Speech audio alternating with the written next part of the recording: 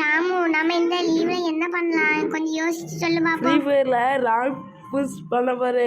நீ என்ன யோசிக்கிற?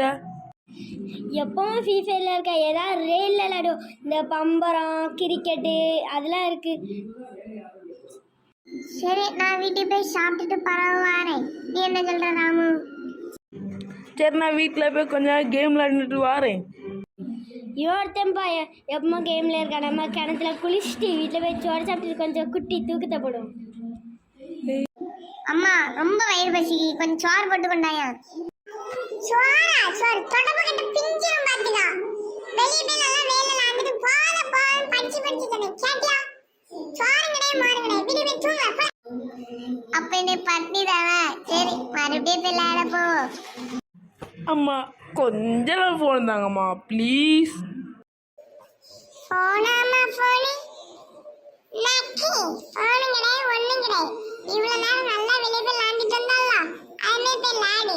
போன்ல விளையாடக்கூடாது, கண்ணு வெட்டி போயிடும். நம்ம பக்கத்து வீட்டு பையன் இருக்கான் தெரியுமா, அவன் கேம் விளையாண்டு கண்ணு போயிட்டு. அதுமே உனக்கு பின்ன நீ வேற எங்களுக்கு ஒரே பிள்ளை, அதனால செல்ல கட்டி. சரி, போய் விளையாட போகிறேன்.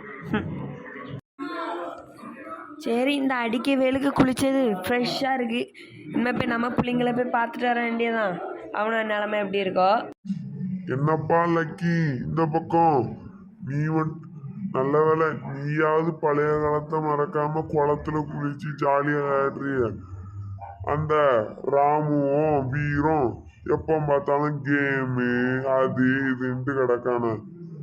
நீ நல்ல பையனா லக்கி. சரி, நன்றி தாத்தா. எனக்கு அந்த மாரி வெளியே போய் லாந்தது தான் ரொம்ப பிடிக்கும். இந்த கேம் அதெல்லாம் கிடையாது. ஏன்னா எங்கள் வீட்டில் ஃபோன் தர மாட்டாங்கல்ல, அதனால. சரி பேராண்டி, நீங்களாவது எப்பவுமே வெளில போய் விளையாண்டுட்டு செல்லு அது இதுன்னு அலையாம இருங்க. சரி, இந்த வீடியோ உங்களுக்கு பிடிச்சிருந்தா ட்ரெண்டிங் 2K சப்ஸ்கிரைப் பண்ணிருங்க. Thank you friends.